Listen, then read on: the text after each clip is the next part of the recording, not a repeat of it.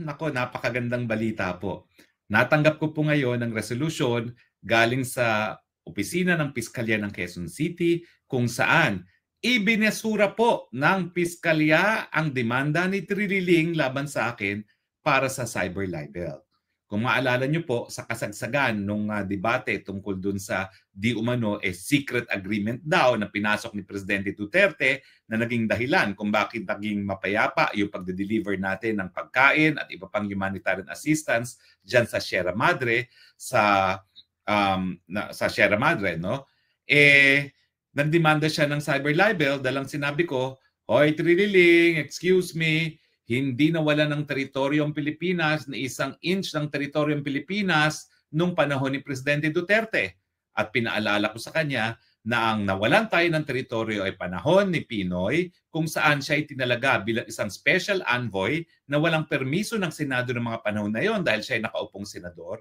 At dahil nga dun sa maraming mga pagmi-meeting niya na hindi naman natin alam kung anong pinag-usapan nila, talagang walang nakakaalam kung hindi siya lamang at saka yung ating dating ambassador to China na si Ambassador Brady na nagsumite ng Brady Notes kay dating Senate President JPE, yan yung mga meetings na naging dahilan, no? Siguro kung paano nga nawala sa atin ang Scarborough Shoal. Alam nyo hanggang ngayon, denial king itong si Trililing na hindi raw nawala sa atin ang Scarborough Shoal. Pero kung babasahin nyo ang lahat ng mga nakasulat ngayon tungkol sa Scarborough Shoal, sinasabi talaga na nawala ang possession ng Pilipinas sa Scarborough Shoal nung panahon ni Pinoy.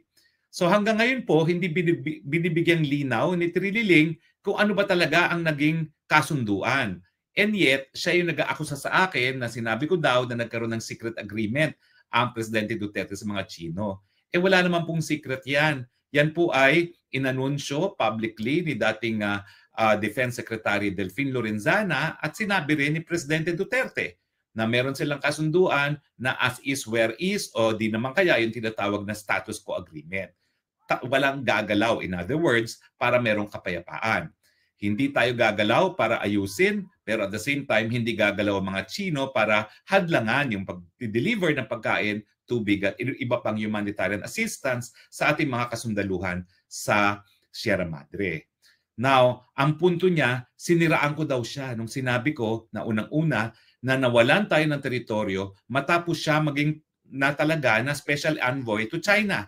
Di ba totoo naman po, talaga naman pong yung desisyon ng China na kunin sa atin ang posisyon ay matapos na tinalaga siya ng Presidente Aquino bilang special envoy to China.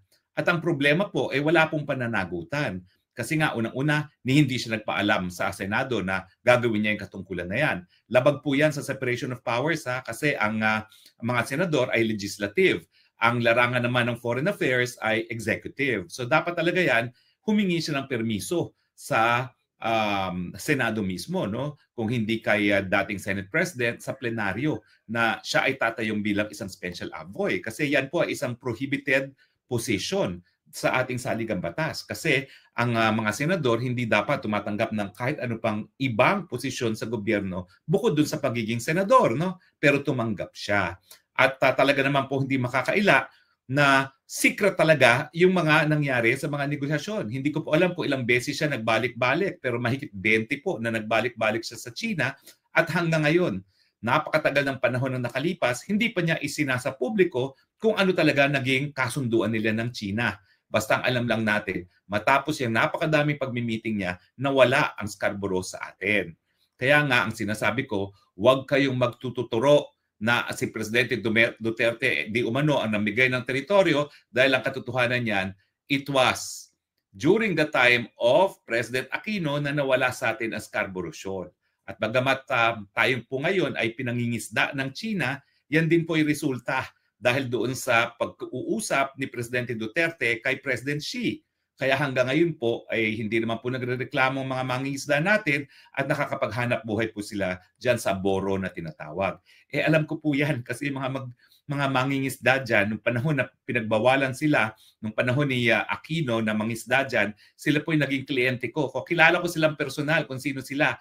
Hanggang ngayon po, meron akong 2 freezer na ang laman ay libreng isda dahil yung aking mga kliyente, yung mga mangingisda ng Scarborough, hanggang ngayon, nagbibigay po sila ng isda kapag sila po ay nakakahuli. No? At ang nakakatuwa nga po, hindi ako pumupunta ng Masinloc para kunin. Nagtotoka-toka sila para magbayad ng isang tao na dalhin sa bahay ko. At 2 freezer po ngayon ang meron ako sa aking bahay dahil nga po sa daming isda na binibigay sa akin ng aking mga kliyente na galing po sa Boro. No? At yan naman po ay bilang pagkilala nung panahon na sila po ay naiipit at nawalan ng trabaho, gumawa po tayo ng legal na remedyo laban sa China. No? Naghain tayo ng complaint dun sa UN Human Rights Committee na nagsasabi na pinagkakaitan sila ng China na karapatan na magkaroon ng kabuhayan.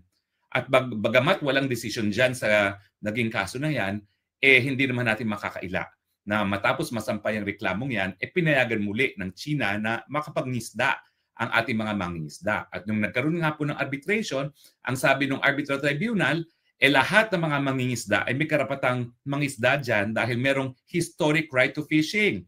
So lahat ng mangingisda, kay Pilipino, kay Chino, kay Vietnamese, ay po pwedeng mangisda dyan sa Boro. Dahilan na hanggang ngayon po ay naghahanap buhay ang ating mga kababayan dyan. Well, ako nga po sinasabi ko na sa mga Chino bakit pa ba kayo kailangan mangisda dyan? Ang gawin nyo na lang, ponduhan ninyo ang isang modernong fast freezing facility at saka i-improve nyo yung port facility ng Masinloc para hayaan nyo ng Pilipino ang mangisda, hayaan nyo ng i-fast freeze ang mga isdang nahahanap dyan, nahuhuli, at i-export sa China. Dahil mayaman na naman mga Chino, hayaan na nila mga Pilipino lang ang mangisda dyan sa Scarborough. At sila kain na lang ng kain dahil meron naman silang pambayad, di ba? So, pero hindi po pwedeng mangyari ngayon yan dahil nga sinira na ng tuluyan ni Marcos Jr. ang ating relasyon sa China. At mukhang wala na pong pag-asa na ma-repair sa near future itong relasyon nito hanggang nakaupo po ang Marcos Jr. Dahil ginagamit ng Marcos Jr. ang China ngayon para takutin ang mga Amerika na kapag hindi sumaklolo ang Amerika sa Pilipinas laban sa China, hindi nila magagamit ang ating bansa bilang unsinkable warship laban sa China. No? Well, tingnan natin kung ano pong mangyayari dyan dahil bagamat umiinit na naman ang relasyon ng China at ng Amerika, ang katotohanan po, paulit-ulit sinasabi ni Junior, na hindi pala ni Junior, paulit-ulit sinasabi ni President Trump na hindi siya interesado na makipaggera kahit kanino at ngayon nga po pine-pressure niya itong si Zelensky na tapusin na yung gera sa Russia. Samantalang noong mga unang panahon, ang mga Amerikano nagsasabi, sagot ka namin Ukraine, lumaban ka. Ngayon ayaw na ni Trump dahil alam niya na ang nagbabayad ng gera ay mga Amerikano. So sa tingin ko rin po, hindi papayag si President Trump na kapag nagkagera dahil nga sa Taiwan, ang Amerika magbabayad. Kaya nga po, bigo si Marcos Jr. ngayon na umasa sa kanyang pag-asa na kahit gaano pa siyang kapalpak bilang isang presidente, susuportahan siya ng mga Amerikano. Dahil unang-una, alam naman natin lahat, si President Trump po ay mabuti at matalik na kaibigan ni Presidente Duterte. Hindi ko nga po alam kung kailan gagalaw itong si President Trump na yung kanyang kaibigan pinakulong ng ICC na talaga namang galit na galit si Trump dyan.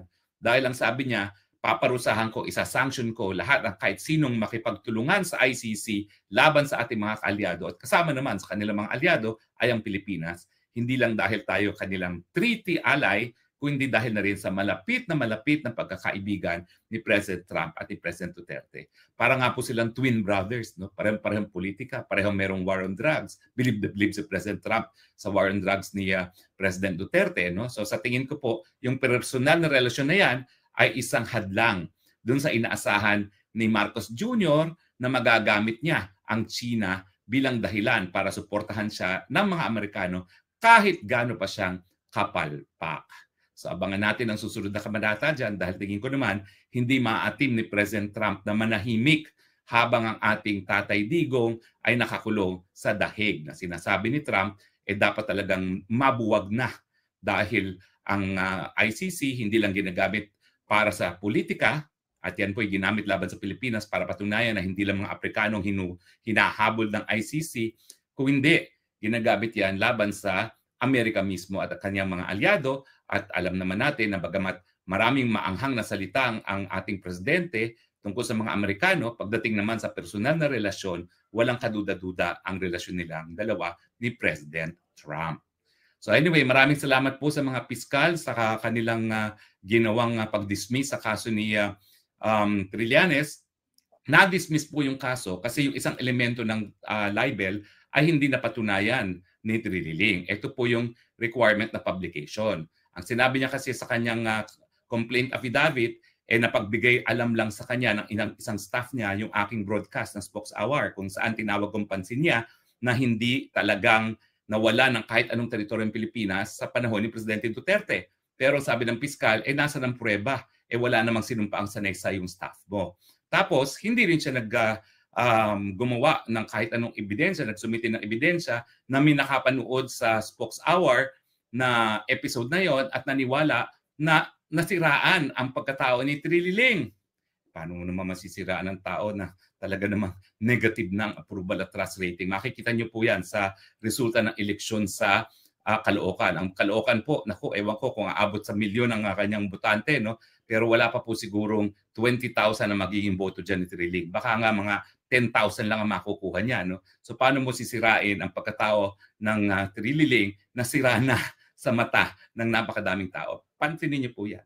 10,000 to 20,000 votes lang ang makukuha niyan sa Caloocan sa kanyang kandidatura sa pagiging alkalde ng Caloocan. So mga taga-Caloocan, huwag bumoto sa isang tao na nakipag-secret negotiation sa China na ang naging resulta, at wala namang kaduda-duda po yan, matapos ang napakadaming pagmi-meeting niya na secret sa mga Chino, ay nawala sa atin ang Scarborough Shoal.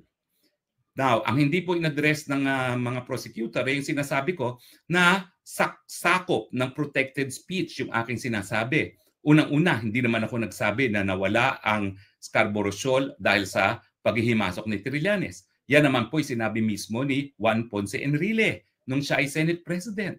At kinabit ko po bilang attachment sa aking counter affidavit yung proceedings ng Senado. Kung talagang malinaw, kung saan malinaw na malinaw, sinasabi ni JPE, abay traitor itong mamang ito dahil siya ay nakipag-usap ng sikreto na walang teritoryo natin, hindi nagbibigay ng public pronouncement kung anong napagkasunduan niya, at nung nagsasalita si JPE, imbis na sumagot, nag-walk out.